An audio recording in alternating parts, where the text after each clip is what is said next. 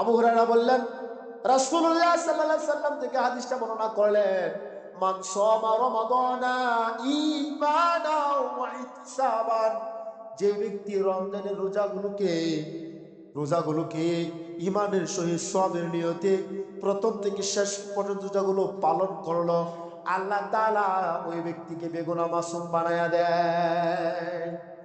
মান তাকাদ্দামা মিন জানবিহি, তার সমস্ত গুনাহ খাতা আল্লাহ তাআলা মাফ করে দেয়।